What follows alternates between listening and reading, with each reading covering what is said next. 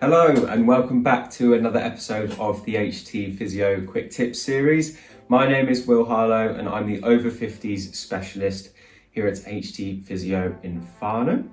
And today we're going to be talking about some of the signs of a trapped nerve in your neck and some of the other problems that can make it feel like you've got a trapped nerve in your neck, when in fact that's not what's actually happening. So I've got three things I'm going to be talking to you guys about today, and they're three very common problems that we see in people who have neck complaints. I'd say they're the three most common problems that show up.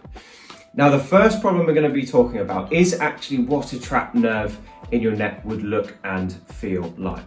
So there's one major symptom to a true trapped nerve in your neck, and that is actually pain down the arm. Okay, so I've got my neck model here, which I'm going to use to help me show you how this happens. Right, so hopefully you can see this on the camera at home. So this is your neck here. Okay, so you've got the skull here, which has been cut off the model, and then you've got what we call the vertebrae, which are these pink looking bones coming down here, and in your neck there are 7 vertebrae. Okay, now if you can see the gaps between the vertebrae, you have these jelly-like things here, and these are called your spinal discs, and they're jelly-like structures that sit between the bones, and they help you move your neck and they help you flex forward and bend back and basically just keep everything nice and mobile. Now, if you look here, you've got this red thing, which is the artery within your neck, which is obviously very, very important. You have one side to it on each side, left and right. And then these yellow things here, and these signify the nerves, okay? So these are the nerves that come from the spinal cord, which is in the middle of the spine, all the way down. And at every single level, you get one nerve which comes out of the spine, both on the left and the right side. So when people are talking about a trapped nerve, what they're talking about is one of these nerves, these yellow bits here, being pinched or irritated in some way within the neck. Now, the usual things that can trap or pinch a nerve are either a bulge in the discs, that's very common, or a problem with the facet joints, which are these joints coming up the side of the neck here. And these are prone to sometimes getting arthritis, which is where neck arthritis sort of originates from. And it can cause an irritation or an entrapment in the nerve. And because these nerves start in the neck and they run all the way down your arm, if you get a trapped nerve, what happens is the pain doesn't just start in your neck, it goes all the way down your arm. So quite often people will report like a shooting pain coming into the arm. Sometimes there's no neck pain at all, the pain is just in the arm. So a true trapped nerve doesn't necessarily even cause stiffness or pain in the neck. Sometimes the only symptom is pain in your arm. Okay, so that's the first problem we see, and that is the true sign of a trapped nerve in your neck. Now, there are two conditions which can make it look and feel like you've got a trapped nerve in your neck, but in reality it's something different. Okay, so the two conditions, one of them looks like you wake up in the morning and you just can't move your neck. It's completely stuck. You feel like you slept funny, or maybe a nerve got trapped in the night or something, but you're in loads of pain on one side of the neck. When you go to turn it, you can just about turn it, but it really hurts, okay?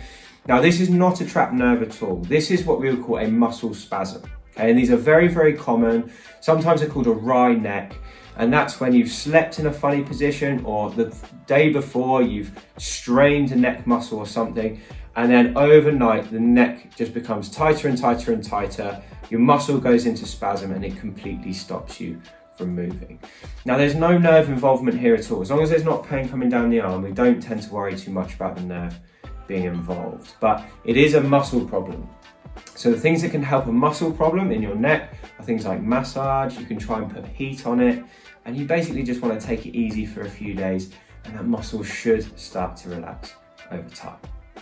Now, the other thing that people can suffer from, which feels like a trapped nerve in their neck, is over time just developing some stiffness, and when they turn their head or bend it to one side, it can feel like it just, it gets stuck. And if they try and force it any further, they get a a pain. Sometimes the pain can shoot down, or it can feel like every time they move, it catches something. And most people think, oh, that must be a trapped nerve, that's what's going on there. When in reality, the thing that causes that kind of symptom is often what we would call a dysfunctional facet joint, okay?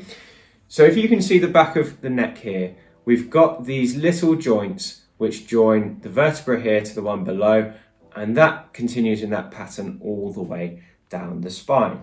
Now, what can happen is, because it's so intricate, when we move our necks, everything has to move in synchrony. What can happen is, because it's so intricate, one of these joints just decides it's not going to move quite as well as it was designed, or a muscle on top of it will stop functioning quite as well as it was designed, or one of them gets tight, one of them gets weak. There's a number of things that can go wrong, but it basically leads to one of these joints becoming very, very stiff.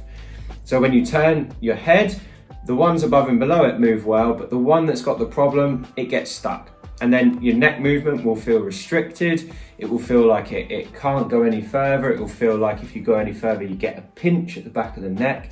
And like I said, sometimes that pain can even shoot down into your shoulder blade. We tend to think of that type of problem as a facet joint dysfunction.